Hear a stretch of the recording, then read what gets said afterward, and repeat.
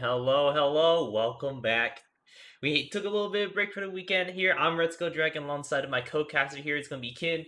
Uh, we are back with another week of GRLCS. Like I said earlier, we were taking a little break since Plat had a bye week. I took the liberty of moving around a couple of things just because I had some things going on during this weekend anyways. Okay, see PAL if you guys are interested. But nonetheless, with that all aside, let's go ahead and just dive right into these games here. We have for our first one, it's going to be Lighthouse Storm versus Spawn Point, and the next one's going to be Lean versus Rivals. What do you think about these teams so far?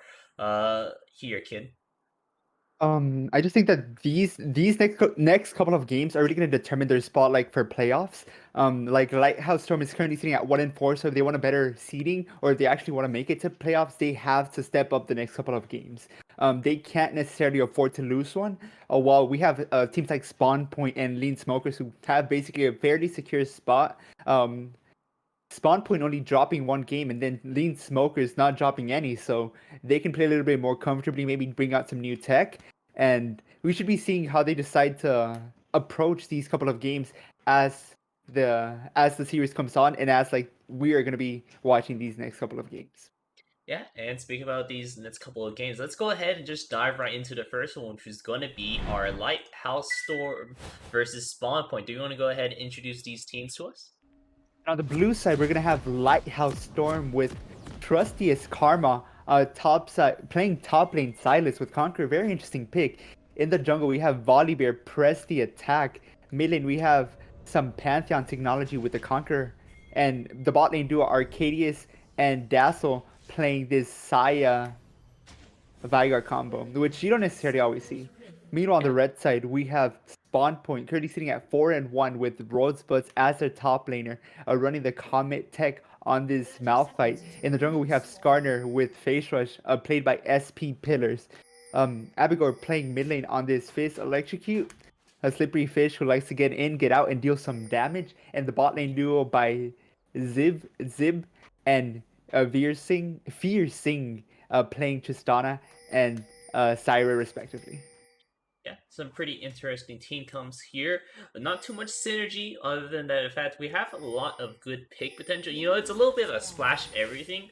One for over the side of Lighthouse Storm's side. You have pretty strong engage considering you have the Baby Cage plus Pantheon, but not to say that you don't are just only about that team fighting capability with the Wamba combo. You also have pretty good pick potential between both, again, Pantheon, Vigor, and including the Silas and Volibear. A lot of good single target CCs, so not bad pick potential either.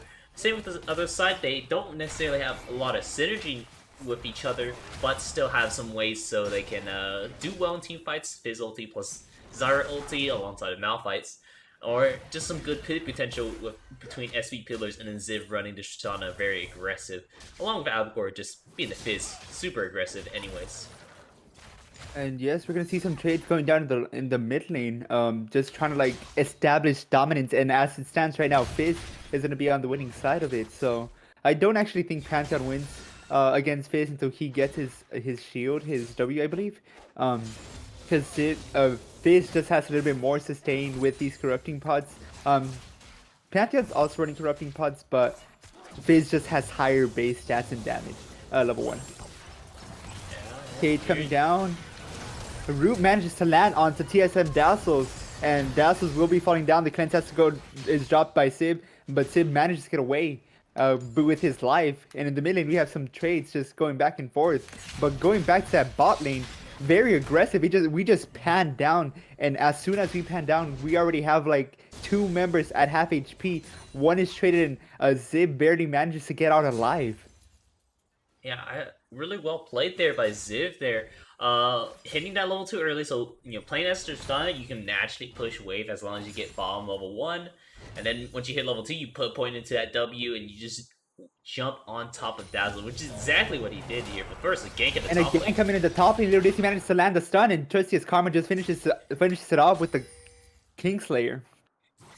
Nicely done up there as well. Lil Dizzy seen that after that little bot lane skirmish, he's gonna try to make something happen, at least on the other side of the map. Even though we didn't see the jungler nonetheless, just punishing a Malphite pushing too far forward is going to be helping out your team a little bit, and having a Silas trying to be your carry is definitely going to be helpful, especially if you have someone like Ziv a little bit too strong here now. Ooh.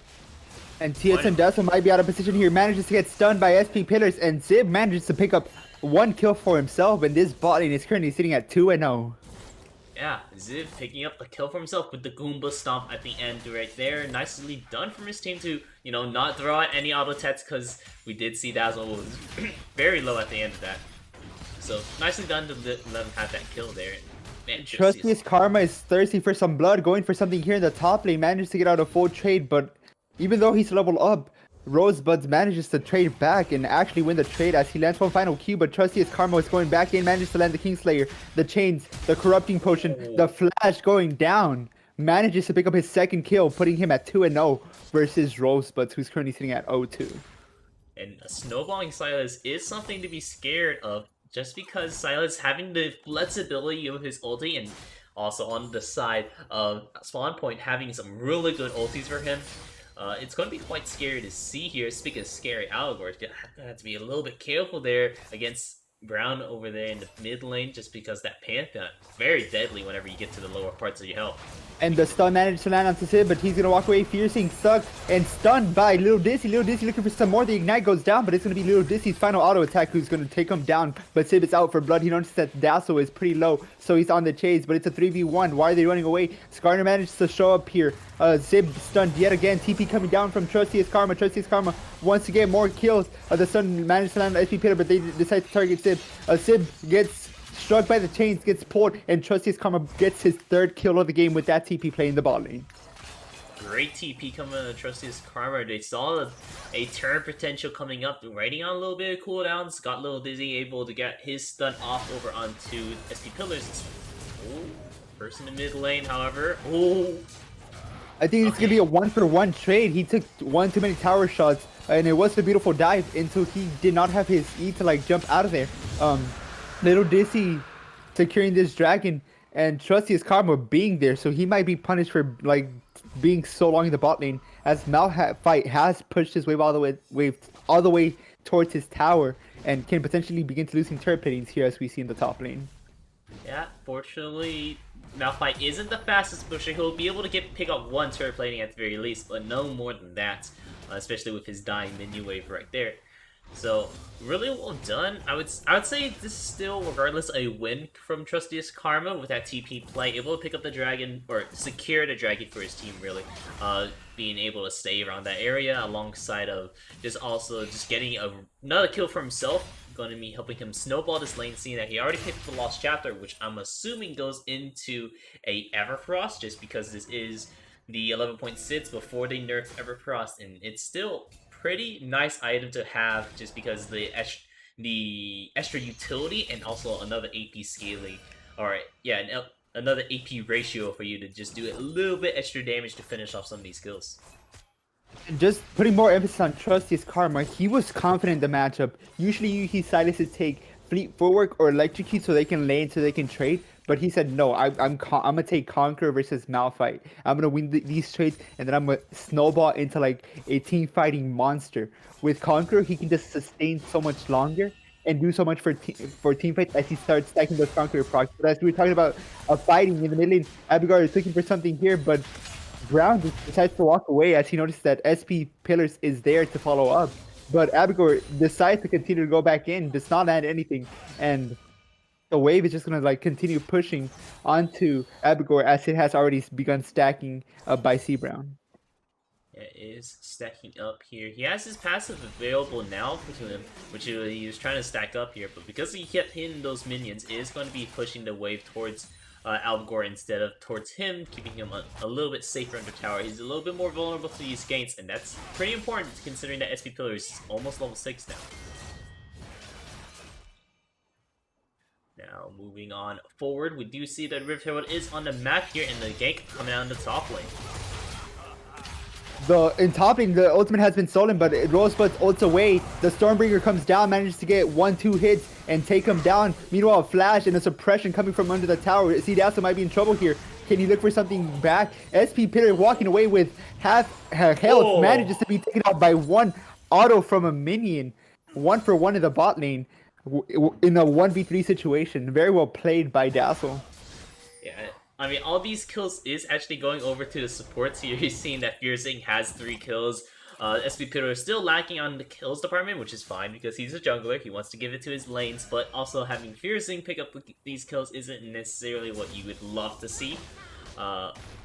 Shark almost actually lands there from Allegor, but good dodge from CB Brown. Don't want to be able to get hit and into a vulnerable position against Allegor. Want to maybe hold this E for maybe a little bit more important trades. And Ooh. it's controlled from here, but it's going to be the Ignite that's going to take down and burn him into his death. And he's going to be expending his Ignite as well. May have thought that he had more damage to turn that fight around, but it was a little too late, and I feel like that Ignite was a little bit wasted. Ignite might have been a little bit racing there, but nonetheless is going to be. Alright, yeah. CB Brown's Ignite is going to be wasted, but Allegor is going to be used pretty well there to get him real low, making sure he was not getting out of there thanks to any corrupting pots nonsense.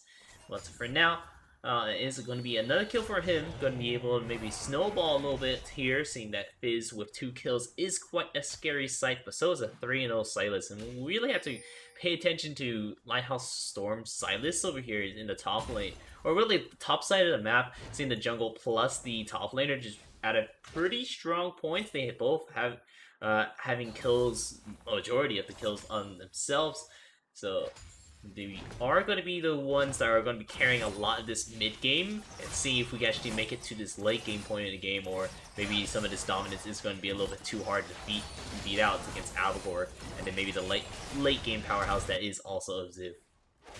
Flash has to be exhausted by Fiercing, and meanwhile the bot lane, they're 3-manning him. Suppression doesn't even have to go down. At his Rosebud 2 smashes the ground and hits a perfect ulti, knocking C Brown up. C Brown unable to do anything and just falls down to the hands of Abigor. Abigor currently sitting 2-1. I mean, Rosebud's picked up that kill. They're looking for something here. It's a 2v1, but can they really dive a Volibear who has the Sunfire item that he's working towards? Zombie Cinder is already built. Oh no, the combo. Ghost Golden. Okay.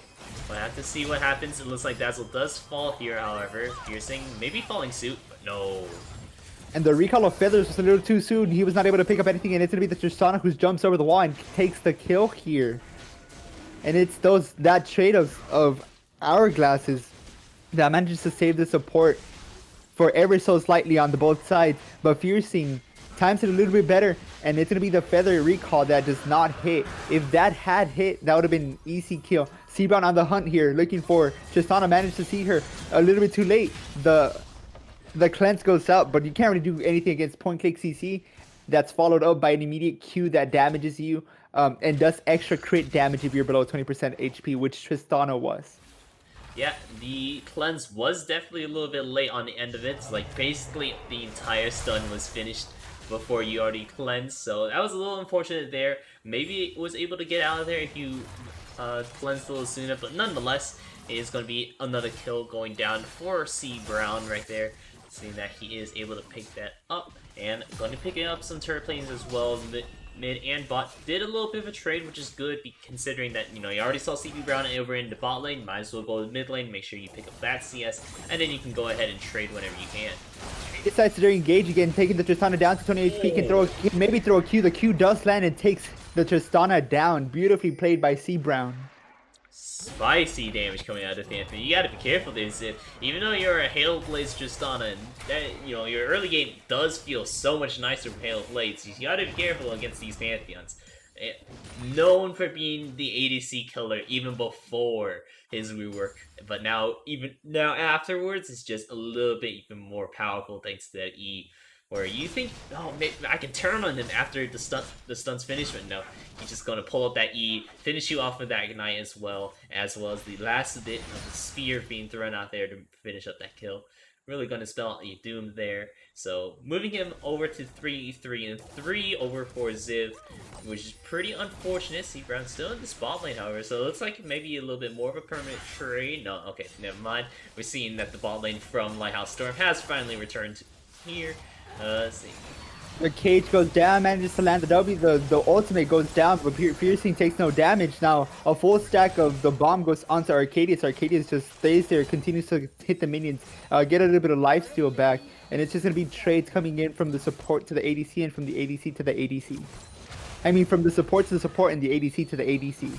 Yeah, it's one of the two. Oh, but here And the they jump come. goes in, but the cage is there to stop it. Sib looking for something. They're both pretty low, and Arcadia stands a little too close to Dazzle, and Dazzle's bomb blows up, taking her down. You hate to see it.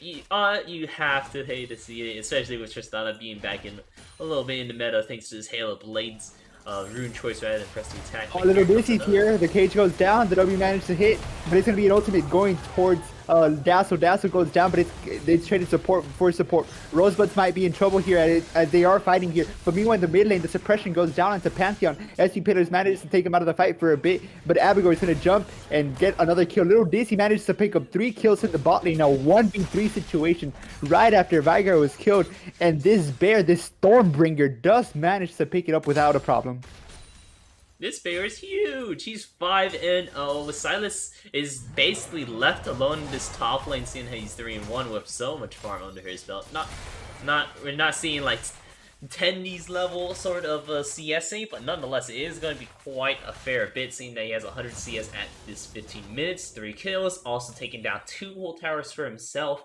Going to be a lot of gold under his belt, seeing that he already finished Everfrost. He's looking to take a recall here. Let's see what he's going to be buying next here. I'll be interested to see. It is going to be the Cosmic Drive. CDR is a lovely thing to have when you're playing Silas, just so you can have that King's Slayer as well as your chains a little bit. It's Ascend and Abduct. One of the orders. Having that up a little bit more often is going to definitely feel great on Silas. So it's like he's going to be doing that one next. Yeah, especially since he already has picked up the Boots of Lucidity. If he wanted more CDR, we see a jump going into the bottom, but it's going to be the early use of this. I forgot that item. The one that makes you dash is OP in almost every ADC, and it has to be nerfed time after time. The Gale Force. Gale Force is used early to get away from that. But going back to the Silas, if he wanted to have more CDR, he could have gone for the that Leandri's Torment, which is actually pretty good in this against this competition. They have 2 tanks, and with the rework of this item, it does more damage against tanks, but it does less damage overall. The OT goes down, Mating Call manages to land onto T-Brown. T-Brown falling down to Fiercing, picking up their 4th kill of the game. Should have been better if it was on the support, on the mid lane, but this support is just going to be hurting and burning as she continues to get more kills and more items. Yeah. I do agree that the Landry is not a bad call here, but I think True's Karma really wants to be a little bit more slashing and dicing against these squishier targets over on the side first. So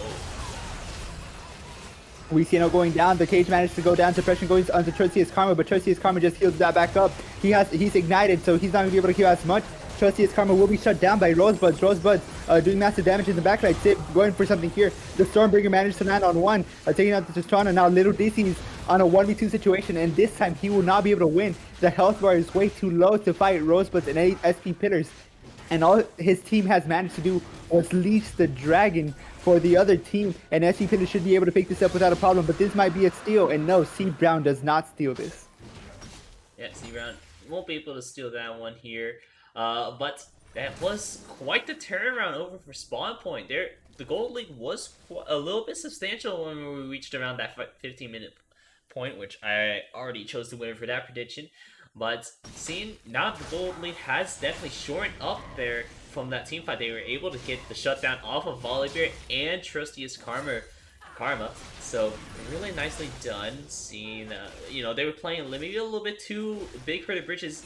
Radicus, you know, using the Gale Force a little bit in the wrong direction there. He wanted to try to maybe get those last feathers from the Blade Caller to hit Ziv. Unfortunately, not going to be able to land those, so he wasn't able to pick up the kill. Little Dizzy was, but then he was stuck in a 1v2 situation And even though how big this scary bear, like CB Barbarian in chat says, he's not exactly going to be scary enough to deal with 2v1 in whenever he's already at pretty low health. And they decide to jump onto Arcadius. Arcadius Oh, falling down on low HP, has to use the heal. Does not have the Feather Storm to mitigate some of that damage.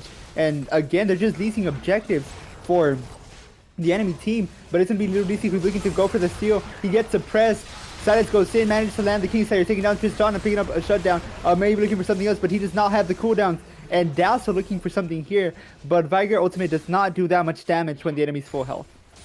that is pretty unfortunate right there too. They were trying to contest for this Rift Herald here, but not having everyone available in the area, especially because Eradicus did not recall after he got pretty much traded out there for Ziv, when Ziv just jumped in, full bombed on him, and then got out of there.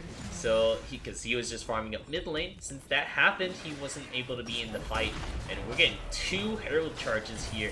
Mid lane is pretty much wide open for spawn point here, and we're looking at the gold lead of 3k in their favor. That's a whole item ahead, and it's definitely showing in these team fights. And it looks like if Lighthouse Storm want to stay competitive in this division, they have to learn how to work around their mid game. They had a fairly strong early game. Yes, they blundered in the bot lane, but the enemy team blundered in the top lane, so they just have to work around their winning conditions. And as it stands right now, they had a gold lead, and they have given up 2 objectives that they should have easily gotten just because of positioning and how the team fight ended up going. But as it stands, it's currently Spawn Point who's in the lead. And if you had told me before this, if you had told me after watching all of this that one team was 1-4, the other was 4-1, I would not believe you. It has been so close since the start of the game up until this point. But honestly, the game is still up for grabs. One team has not secured a significant lead where they can just snowball out of control, and as long as they manage to capitalize off of Spawn Point's mistakes, I still believe that Lighthouse Storm can win this one. Yeah, it is still definitely a winnable game here for Lighthouse Storm. I mean, anything can happen in Gold Cap, or in most of our divisions here. We've seen crazy games. We saw, name one specifically with the Mingos in the Plat Cap. But, and then previously, I think it was a Diamond game as well. We saw a huge comeback. And, yeah, for this season as well from MLP, and then 2, a couple seasons ago from yet another team that Vid has, nightmares about, because he had a solo cast that game. Sorry to him, but it just happens like that sometimes. Nonetheless, we're just going to be continuing on with this game here and seeing how does Lighthouse Storm aim to try to work their way back into this game, or is Spawn Point just going to be pushing this lead that they have just a little bit too strong for the Lighthouse Storm to really make it back to there. Like, look at right now, Rosebuds is just running down C Brown. And yeah, this is T-Brown's worst possible matchup. He's just autoing him to death, and there's nothing that T-Brown can really do here. Meanwhile, the Featherstorm goes down, stunned by SP Pitter, managed to land the root. Fiercing doing some damage, trying to disengage here, slowly burning the Vigar. Vigar has to flash away, but I think he's going to be going down to the hands of Fiercing. Fiercing manages to pick up another kill, and Kite walked towards Sib, who's going to take down this bear. And Tristana's getting in the board, completed 2 items, and is looking to start beating her third. But it's going to be the mate caller that goes down, managed to land some damage, but it's not going to be followed up. Tristana just jumps away, disengaging properly, and healing back up with the 2 items that she already has. That is... it looked like it was going to be doing tons of damage from Trustius Karma here. Oh no. And Trustius Karma is out of position here. Abigail just managed to one-shot the Silas, who has two items complete. Is not able to heal back up. The Ignite does go down. Very well used to prevent some of that Kingslayer healing to be reduced.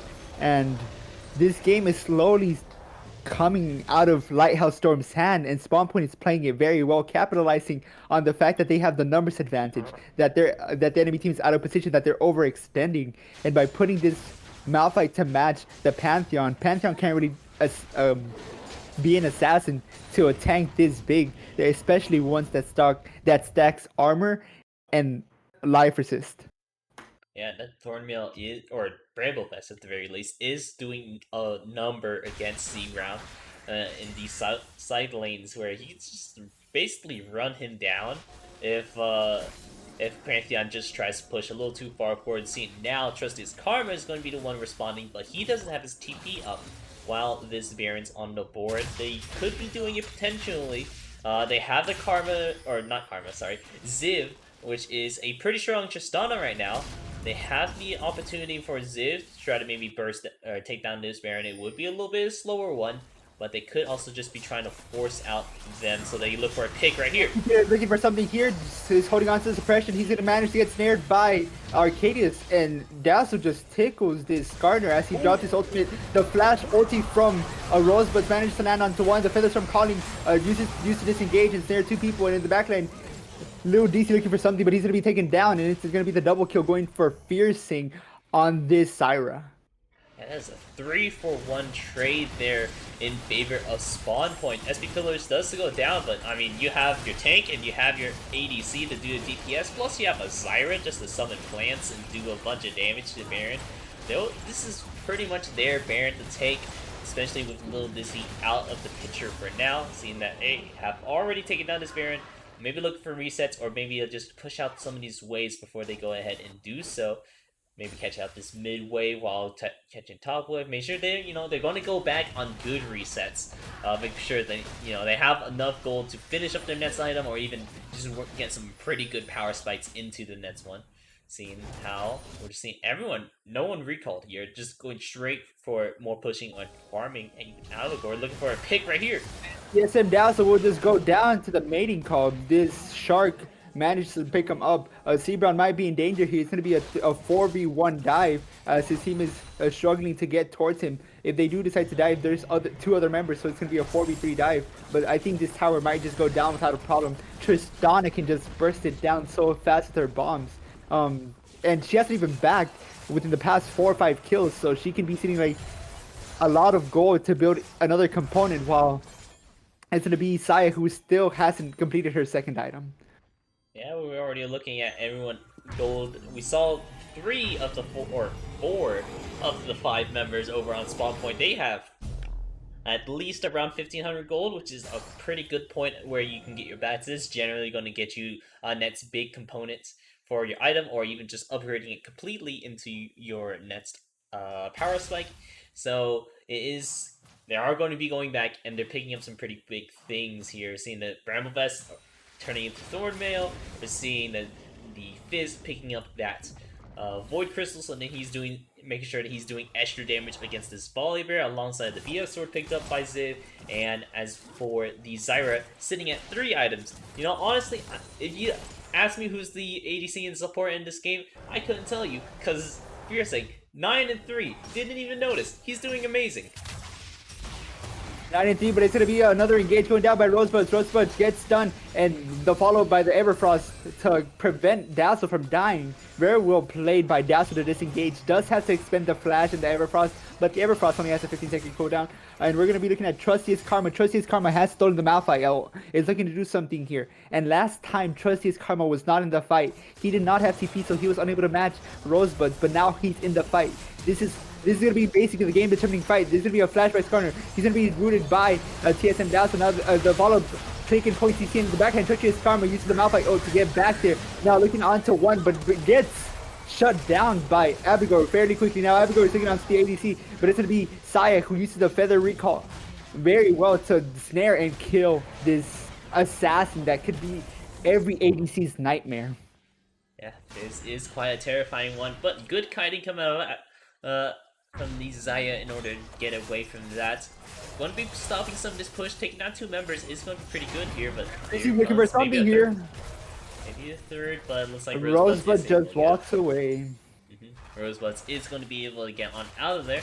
Now, it is looking like this is going to be the Mountain Drake, because Spawn Pillar is already in the area. He's looking to try to take it along with Rosebuds, but I think Lil Dizzy sniffs it out. He doesn't have flash, he doesn't have his ulti, so he's going to have to go the traditional way around. And I think it might be a little too late. Rosebud's trying his best to hold him away from that, but it's going to be the Pantheon goes into the backline. Malphite has his ult back, and he just manages to shred the assassin. They're looking for the steal, and the steal does go down. Little Dizzy manages to get the steal, but he will be falling down. but this keeps them in the game a little bit longer as the enemy team does not get this Mountain Soul, and the and the Elder Dragon is still stalled for another 5 minutes as the soul has yet to be picked up. But Arcadius is in danger here. SP Pillar managed to suppress him, and the follow-up CC is there. And Tristana doing some massive damage, but it's going to be Fiercing who does that last stick of damage and picking up her 11th kill for the game. 11, 3, and 12. Again, this does not look like a support. This looks like a mid laner or an AD carry. And this carries Zyra are now sitting at 3 items, but we saw every, another ADC nightmare, not just a Fizz, but a Skarner running at you full charge, using the Turbo Chem tank in order to dash onto you and get that ulti off. Oh no, Dazzle, this is something else you should So we'll be falling down. The Electrocute does manage to finish him off, and meanwhile in the backline, Treacherous Karma managed to pick up one, but is it enough? No, it's not. He's going to be taken down by Fiercing. Fiercing on a 12 killing spree, doing some massive damage, and they can actually just look to end. It's a 2v4 with both of them get rooted, and it's going to be massive fist damage as he goes in. Little DC looking to stop this here. Arcadius is trying to wave clear, but as you said, I don't think ADCs are allowed to play League of Legends in this state of the game. He just gets one shot by the tank. He rage quits as the game concludes, and this is going to be over for Lighthouse Storm as they pick up their 5th loss, and Spawn Point pick up their 5th win. TSM Dazzle will give us something here, but he's going to be one shot as well by this mid laner Fizz. And final scorelines 13-3 and 5, 12-3 and 16 on 2 different members. One of them was a support and one of them is a mid laner. Maybe we can pad more stats here before it goes out. Here it is, 13-3 Zyra as a correction. And it looks like it is going to be Spawn Point taking up the win here. Congratulations to you guys. We saw, okay, I want to say, Lighthouse Storm, you did play a pretty good early game. I mean, we saw Trusty's Karma doing good, Little Dizzy was snowballing as well, going some ganks off, getting some pretty successful. Trusty Karma not even just staying in lane and killing his opponent over and over again. He TP'd and tried to get something off on the other side of the map as well, so he was trying to spread some of that love to other lanes. Well, unfortunately, it just wasn't enough, especially with how strong Albagor got, as well as Ziv got pretty strong as well. We talked a lot about Piercing, but nonetheless, Ziv's quite a wrecking to deal with too. You saw, he'd jump in, drop a bomb, full combo over onto the Xayah. She was basically out of the fight there, and then Piercing also just ending up 13-3. Zyra's busted. And at the beginning of the match, we were kind of like criticizing how the supports were getting these kills. And there's 2 sides of the coin. Your support can either like pop off and carry the game just like Fiercing did, or it can be like Dazzle. Dazzle picked up the first 2-3 kills, and Xayah was like kind of out of the game. She didn't have the kill. She didn't have the goal to buy the items to stay in the game. And Dazzle didn't necessarily do much with those kills. Like, yeah, he's a Varyar, he can like one-shot people, but he was not getting the stacks. He was not taking minions and stacking his Q. And in the end, he ended up being gabbed by the enemy support. He didn't necessarily play bad. It was just the enemy support just played a little bit better and managed to like find these openings and find these picks that later on ended up winning them the game and finishing up with the best KDA in his team.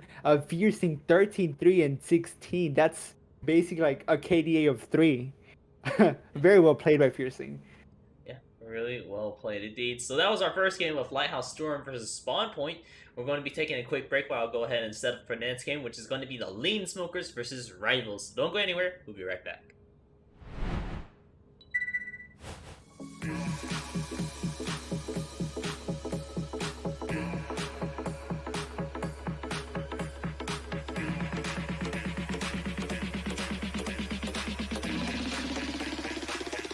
Get down to the B-side.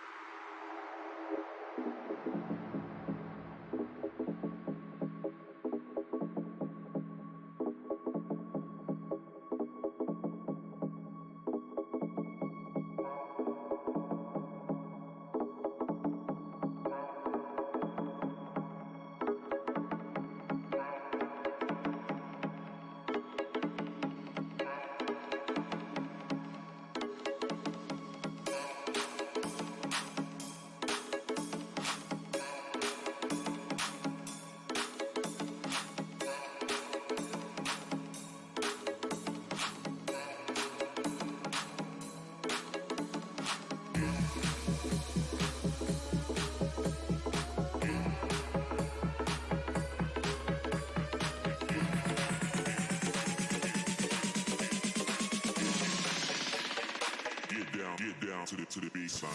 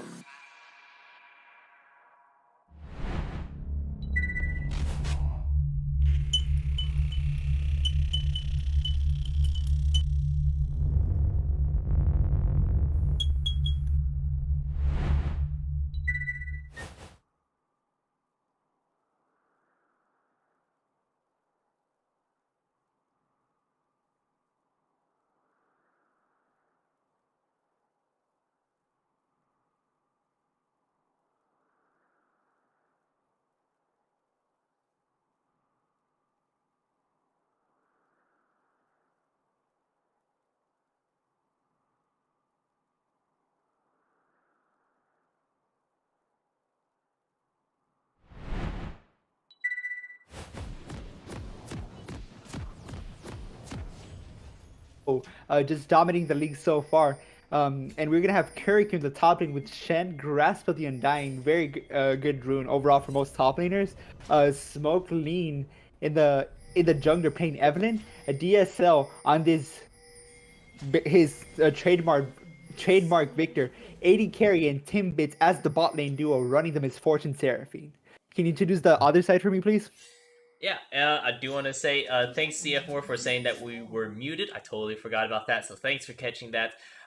Just wanted to say welcome back to this. We just saw how Storm beat out, lost to Spawn Point. A really close fight. It was a really tough fight, but Spawn Point taking the victory. We just introduced the teams for Lane Smokers, but for the red side, we have rivals. We have Get Gun It playing the Scion in the top lane. We have Buff by Q playing Viego. First time we're going to be seeing him in on stream at the very least, since we re-enabled him. Eyesight in the mid lane playing the Tristana, and then for the bot lane we have Ice Surge and CB the Barbarian playing the Sivir and Thresh. And we just take a moment to appreciate the Misfortune's name. 80 carry, full commitment to his role, full commitment to his name, and a little bit creative. Like, it's not 80, it's 80. Like, 80% win rate, I would hope. And let's see as the game just progresses and how the lanes are going to turn out. This is going to be another Tristana with hella blades, but this time it's going to be in the minion against the Victor. So I feel a little sad for the Victor because I know that it's going to be a hard lane, but as long as he manages to stay alive and not give too many kills to the Tristana, Hug managed to land onto Timbits, but nothing can really happen of it as he does not have the lantern to bring his 80 carry over. Yeah, not going to be aggroing any further, at least into this early part. I'm imagining this Sivir is going to be aiming for a lethality Sivir build, so a lot more damage coming out of here. Speaking of damage, Get Gun It out by and he's taken out by Kiriko. Kiriko flashes after that, managed to trade Grasp with the Undying procs, but it's going to be Kiriko who wins that level 1 and just sets the tone for his lane. You can tell why it's going to be Lean Smokers who are in the top of the leaderboard. They managed to notice that engage, they managed to capitalize off of that, and it's going to be Kiriko already having a lead for his team, just winning in the top lane. Very well done by them. Oh, good interruption from Gun It, and since he's back into the lane here, he had to use his TP, and making sure that he's not going to be too far behind in this lane here. He's looking for a trade, but maybe this is a little bit too ambitious here. And Kiriko just showing dominance in the top lane. He might be getting stunned here, and he's going to be falling down to gun it as the Viego does gank the top lane. But it's going to be a 2-for-1, 2 kills for the side of Kiriko within the past 2 minutes, and it's still like very worth it for him. He didn't give over a shutdown, and the wave's like in a very good state for him. It's going to be Buff My Q who has to like kind of like set the wave up for get gun it as he is walking back towards lane. But even then, Kiriko does have the better wave state, and he realizes that the wave is getting pushed towards him, so he does TP back into lane. He's going to be pushing away sorry, I'm just getting too used to saying gun it. But, oh, The no, charm lands onto Buff My Q. And Buff My Q has to flash over the wall, manages to hide in this invisibility, but he's going to be chased down. The Tristana doing some massive damage, kind of just stoning everyone away. But it's going to be the Scuttle Crab going over to Smoke Lane, and Smoke Lane trying to double scuttle the enemy jungler. His mid lane does not have pressure, but his bot lane does. So a little bit interesting to see what's going to happen in the jungle here. The hook does land onto the Misfortune. The Flay does not land at all. Timbits is looking for some trades as AD carries slowly getting lower and lower in his health. And it's going to be this Viego and Evelyn going down to the bot lane to see if they can do something. DSL flashes in aggressively, managed to land 3-4 procs, but it's not enough to take down DSL. Able to get 3 auto attacks off. It was really close to popping that bomb there, but unfortunately he did not land the Goomba Stomp over onto DSL, so no bomb explosion to ensure the second and jump. But nonetheless, he is going to be pushing DSL out, and he doesn't have TP, so he is able to push in this wave, which is nonetheless pretty good. We see that Beal is in a bot side looking to maybe make something happen if CB Barbarian can land another hook here, which he has been doing pretty well so far. Being able to land some of these is going to be pretty important if he is looking for maybe something else here, but it doesn't look like it. Viego is just going to be getting his recall and looking for yet another clear. Not going to be wasting his time too much more. Wanted to make sure he's not going to be falling behind in the game while everyone else is scaling up. Just taking a look at top lane, this is supposed to be a snooze fest, farm fest in the top lane, but Kiriko likes to play very aggressively, can actually go for another kill here if he so chooses. He's currently up 17 CS, 28-12. This is honestly very well played by Kiriko, and get gun it is having like such a hard time laning against this enemy tank who has back and has the Bomby Cinder already. Yeah. Having fighting against a Bomby Cinder is a pretty tough one for Giganit in order to deal with, especially since Kiriko having 2 kills under his belt since he was able to kill out Giganit twice before he was falling down himself, and he only fell thanks to Buff My Q being in the area to really ensure the kill there. CB Barbarian Another hook managed to land here. The Dark Harvest proc also lands. The spell shield not being able to use properly. It does not block any abilities, and she does not get mana back. But it's Kiriko who, again, is showing this huge dominance. Managed to land the taunt. He's currently level 6 against level 5. Not that he can really do anything with level 6, but just push Gun it with his level difference out of lane. Just completely out trading him and doing some work as a tank Shen, which you don't usually see tanks being this oppressive against other tanks. Yeah, very much so, but Shen does do, like considering for tanks, Shen does a lot of damage as a tank himself. Looking for an engage in bot lane, though. The Flay managed to do some work here, but it's going to be some massive damage. The Ignite ticks, and AD carry lands a final blow. He can look for something here, but it's going to be a 2v1. A stun does not land into AD carry, and AD carry is just kind of zoning them out of here, waiting for Smoke Lean to get there. Smoke Lean tries to set up a charm here, but nothing's going to come of it. It's just going to be 1-for-1 in the bot lane. Support for support. Oh, but like you still looking for some aggression, though. It was a good thought, but nonetheless, is this going to be the minion blocking that? Here we go. Now, man, just really punishing Giganit. Seeing from, this early fighting traits that Giganit was trying to do and just not working out for him, really pushes the favor for Kiriko, who's playing Shen, who's like one of the gods of top lane, being for short trades, seeing how he can block all your auto attacks, so he denies grass procs, and he takes grass himself alongside with his three-part damage on his sword, or his Q, doing max HP damage. A combination of all of that just spells out just really great short trades from the Shen, and also just always having pretty good utility for his team at all points of the game thanks to his stand united, which we might see come up somewhat soon, maybe into this mid lane, seeing how Eyesight's been pretty much neglected so far for all his pushing. So maybe we'll be seeing something with a combo with Smoke Lean where Kiriko ults Smoke Lean, but you can't see it because he's invisible, and then he ones up at you, and then suddenly there's invisible Shen coming at you. Yeah, usually when you're playing against the Shen, you want to deny him that pressure that that the Shen does have by like having top lane pressure, pushing the lane against the Shen, so he gets punished if he does use the Tandem United, and they're looking for a diver in the top lane. Does not need to even use a charm, and both my cube realized what was going on. Flash going out by Kiriko. Kiriko trying to mitigate some of the damage, but it's just gonna be a 1-for here in the bot lane. Meanwhile, Eyesight has roam here in the bot lane, managed to not get a full stack on the bombs. Could have autoed the 80 carry one more time, get that full stack, and then focus onto the Seraphine. But he is gonna be using the ulti on the Seraphine, and Seraphine will be falling down. Meanwhile, Stand United goes down from Smoke Lean. Decides to over the wall, the top beautifully played, and Smoke Lean managed to kill Buff My Q, resetting her double buffs and starting to punish him even further by taking his jungle camps.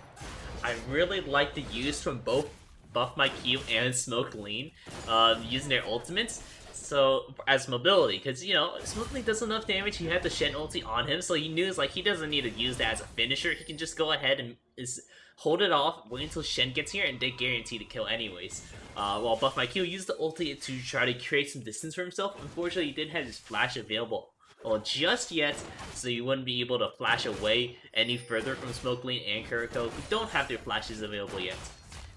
And yeah, and Kiriko just followed up on that perfectly. He decided to like immediately taunt, and the taunt did land, so above my Q was in like no position to run away. He literally could not run away and had to fight the Shen, who then blocked some of his auto attacks and just ended up winning the trade very easily. And that is really setting the tone a little bit for this early game here. Smoke Lean playing this Evelyn very well here. 2-0 for himself and keeping up with farm pretty decently as well, seeing that he's not just been getting only ganks off, but as well as being able to keep up with farm. Down, but the charm still lands on Gunna, and he will be falling down for the 4th time in this game. Smoke Lean just picking up another kill, currently sitting at 3-0.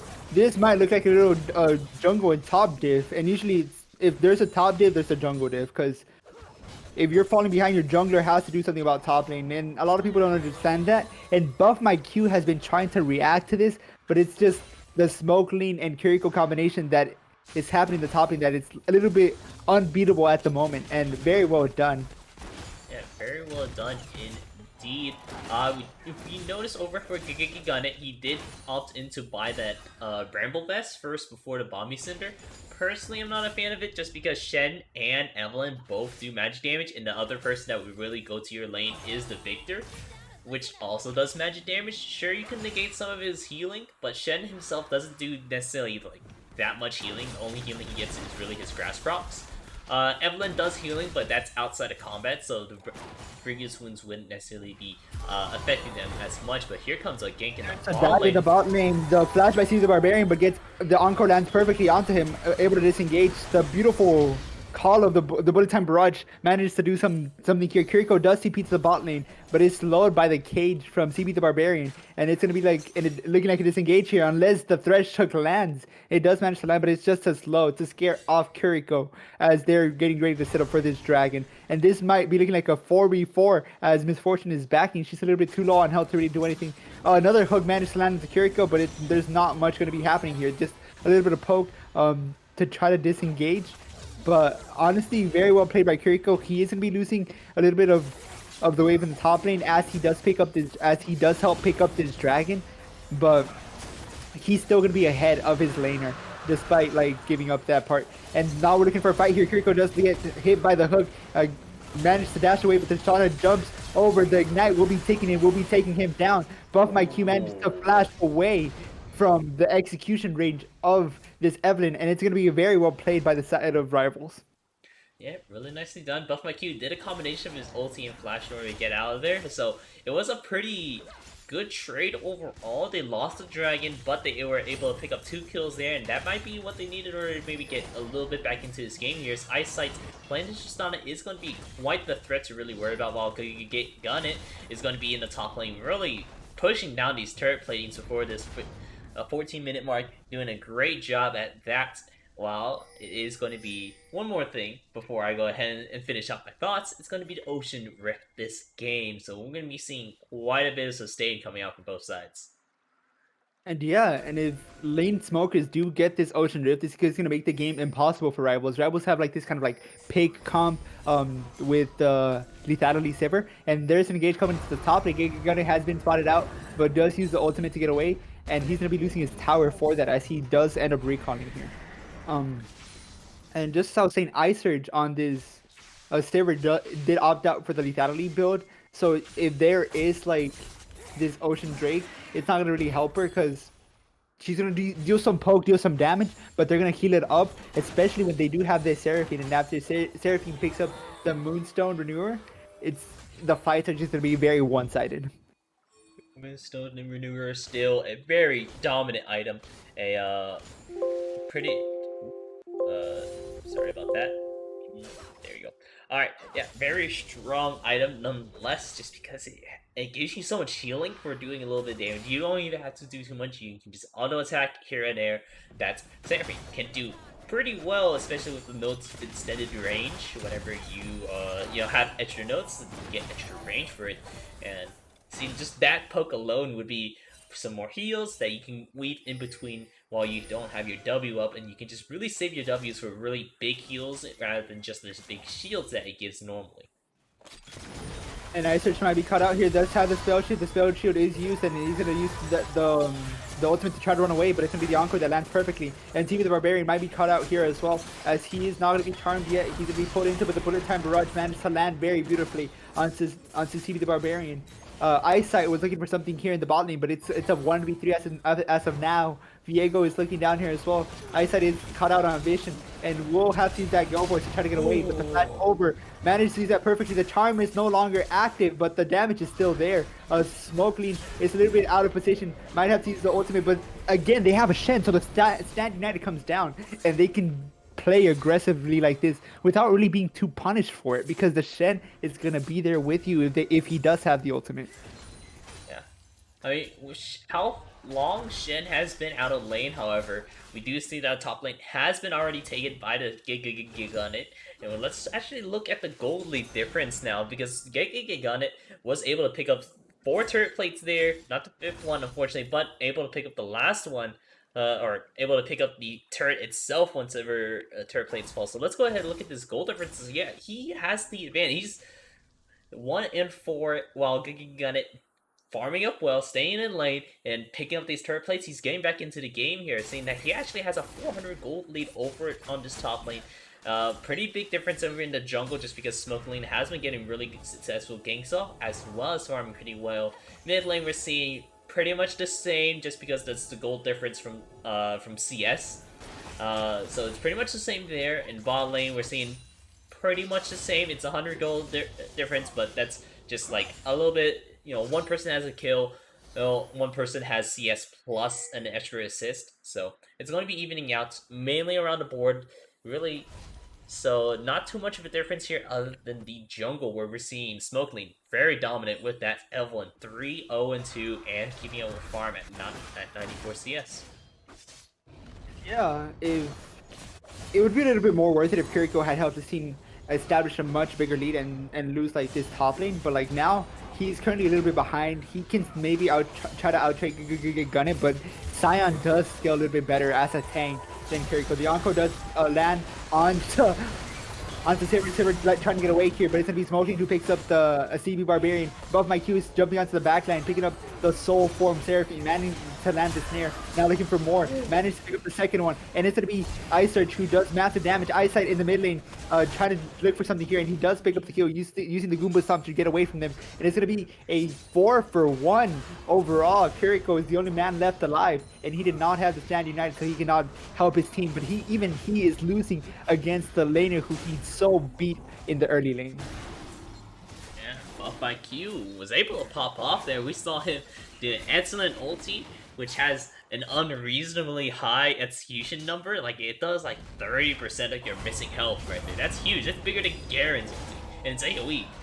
And you can just keep proccing that. So he was able to pop off there, able to do quite a bit for his team here. Flash going down by Gunny and looking for something here, and Kiriko having to flash away. And we're seeing how impressive this Sion can be when left alone. He was not punished for being in lane solo. He managed to pick up 4 turret planes, like you said, and pick up the turret itself. So he came back into the game, and now he's currently up in CS against Kiriko. Kiriko was not respecting him, and he's kind of having to pay the price for this. And I don't think Evan can really do anything here without the charm. The charm prevents him from attacking her, but as it stands right now, I think this gonna actually wins the trade unless it's a 2v1, and it's gonna be AD Carry who picks up the shutdown, who picks up the kill onto this Sion, who was 1-4, but still applying more pressure than Kiriko, who is 2-2. Yeah, being able to apply pressure is doing pretty good for his team. He's still a little bit behind.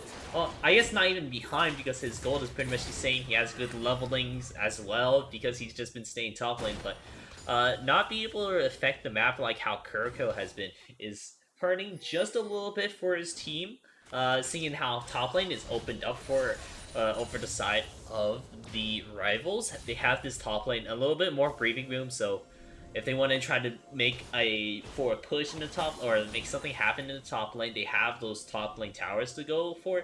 While over on the side of the Planeswalkers, they don't have necessarily the safety of those towers anymore, seeing that it's gone both in the top as well as the mid lane. And yes, this game goes longer, it's going to get harder and harder for rivals. It is going to be a full AD comp.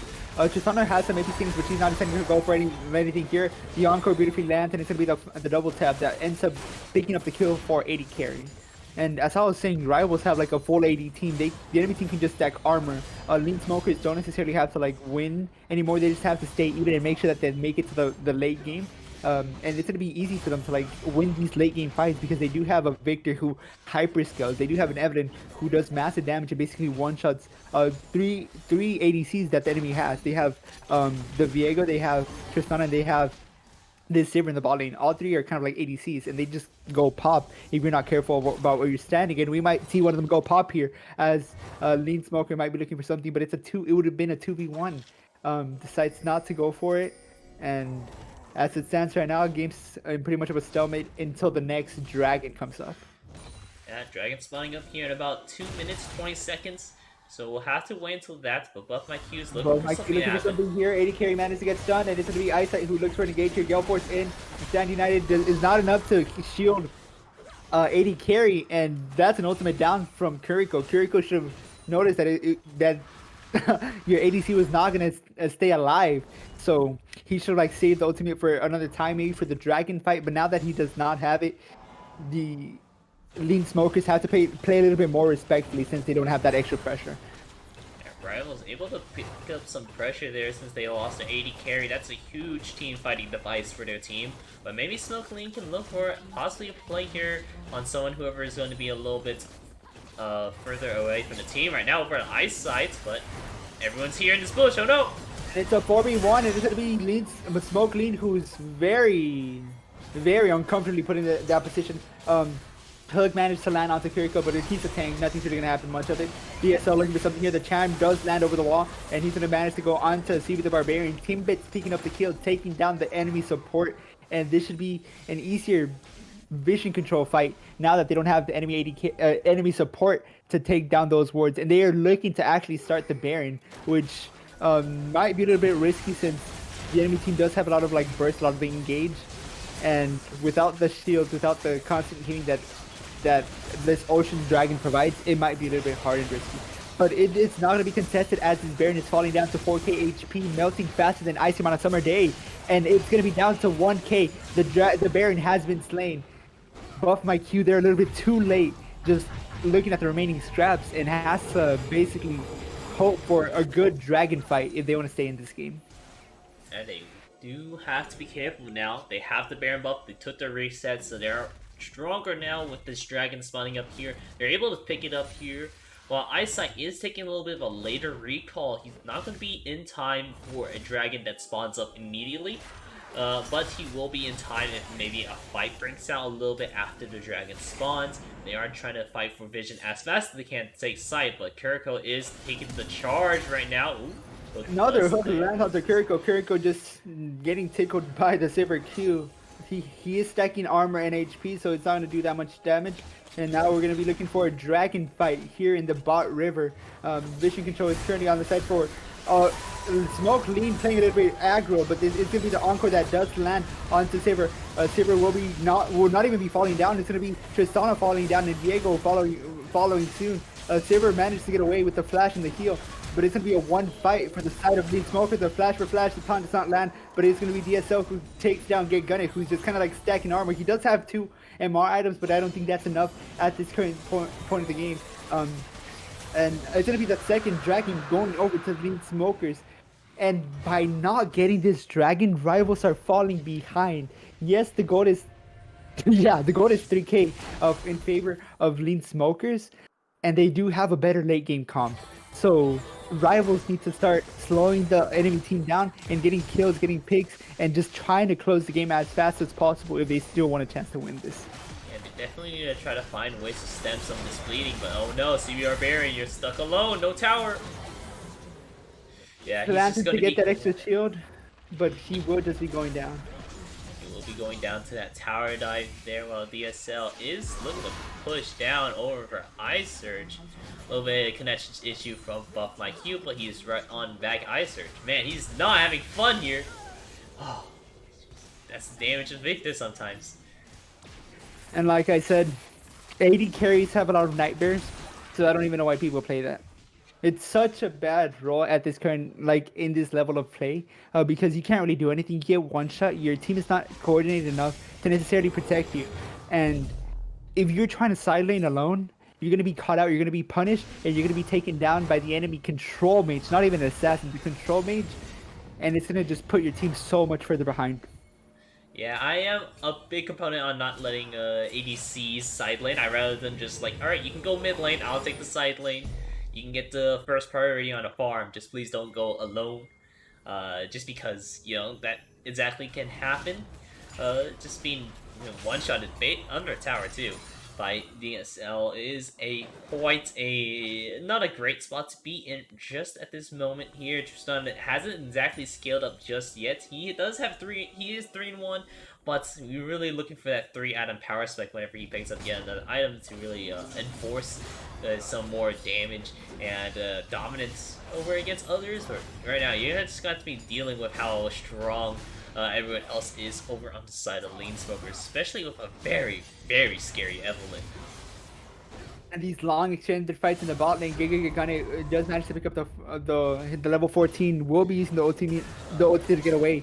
And it's going to be Eyesight, who's pretty much out of position, get one shot by the Evelyn. And just like I said, Evelyn is a huge counter to the rivals team comp. They do have a lot of like squishy players, and Evelyn can just make them go pop like we saw right now.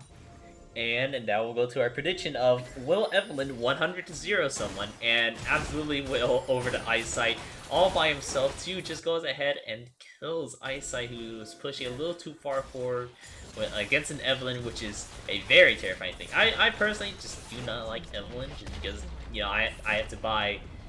I can only have one control ward on the map at a time, and it's just a bother to really have because the charm going down to get Gunny, but he's not going to be taking that much damage. The encore landing beautifully, and it's going to be the brother time barrage that managed to land completely on 3 different members, and it's going to be a double kill for Evan. They're looking on to Buff My Q. Buff My Q will be going down, and it's going to be this zombie that's going to be trying to do some damage. Gunny doing some beautiful damage, but it's not going to be enough, and it's going to be a double kill for the enemy top laner as Shen picks up 2 kills, Evan picks up 2 kills, and his Fortune picks up 1. Beautifully played by the side of these smokers, and they can look to finish off this game as they pick up their 6th win and putting them comfortably in the top spot for the Vastaya Division Gold Cap.